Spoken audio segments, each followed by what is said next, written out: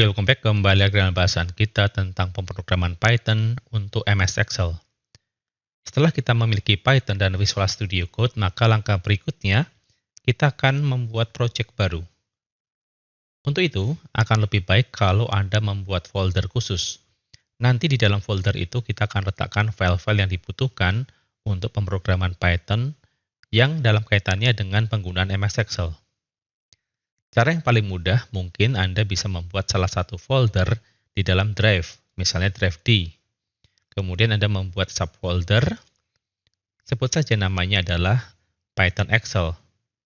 Klik pada New Folder dan kemudian ketik Python Excel. Tekan tombol Enter, dan kemudian kita masih menghadapi folder yang kosong. Di dalam folder ini nanti kita akan membuat kode-kode program dan menyimpannya dalam bentuk file-file yang terpisah. Lantas apa yang perlu kita lakukan? Kita buka kembali Command Prompt. Kemudian kita masuk ke folder tersebut. Ketik cd. Misalnya di dalam folder belajar coding ada subfolder Python Excel. Ini adalah folder yang akan kita gunakan untuk menyimpan file-file. Kemudian kita akan masuk ke dalam Visual Studio menggunakan command prompt ini. Kita bisa mengetik code dan kemudian titik. Tekan tombol Enter. Nanti Visual Studio Code akan terbuka. Apabila muncul kotak dialog seperti ini, Do you trust the authors? Silakan Anda klik pada tombol Yes, I trust the authors. Maka kita sudah memiliki Visual Studio Code di dalam layar monitor dan perhatikan bahwa folder yang aktif adalah Python Excel yang barusan kita buat. Maka sampai sejauh ini kita sudah membuat project baru. Semua file akan kita letakkan di sini.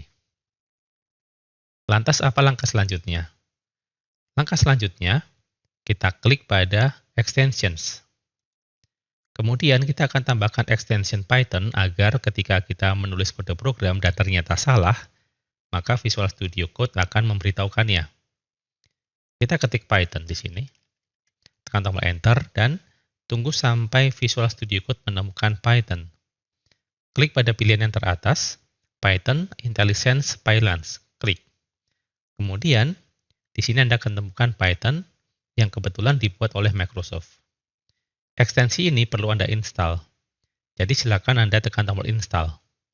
Kebetulan kami sudah menginstalnya, maka tombol Install tidak ada di sini. Kalau Anda belum pernah menginstal, maka silakan install. Baik, kita tunggu sampai prosesnya selesai. Kalau sudah, nanti kita akan close jendela ini dan kita akan mulai dengan kode program yang baru.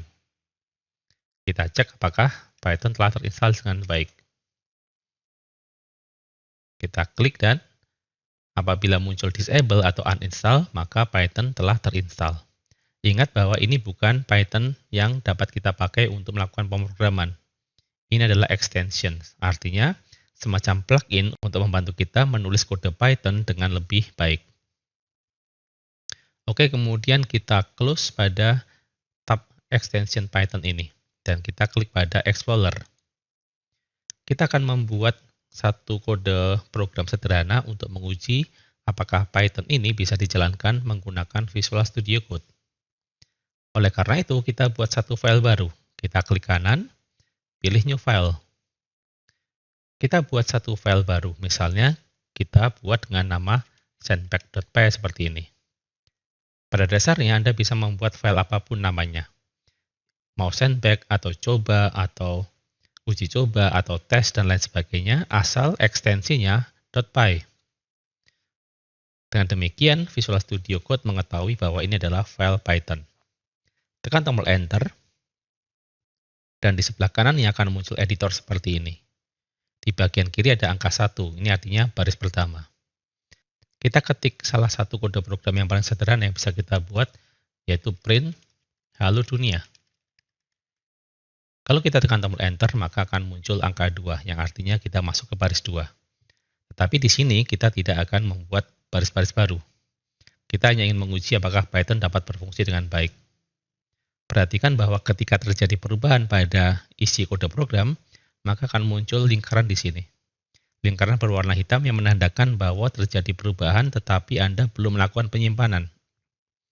Maka simpan dengan menekan Ctrl S. Kalau sudah, kita akan uji apakah kode program ini berfungsi dengan baik. Caranya adalah klik terminal, dan kemudian pilih New Terminal. Terminal pada dasarnya adalah command prompt, kalau Anda lihat di sini command prompt, yang langsung diletakkan di dalam Visual Studio Code. Apabila Anda melihat ada PS di sini, maka itu bukan command prompt, melainkan PowerShell. Maka perlu kita ubah menjadi command prompt terlebih dahulu. Klik di bagian kanan ini, dan pilih command prompt. Kemudian, kalau sudah muncul seperti ini, kita bisa menjalankan kode program di atas dengan mengetik Python, dan kemudian diikuti nama filenya. Nama filenya adalah sendback.py. Tekan tombol Enter. Maka Anda akan melihat hasilnya seperti ini. Halo dunia. Jadi, sampai sejauh ini, kita sudah membuat proyek baru, kita sudah membuat file, dan kita menjalankan kode program dengan menggunakan terminal.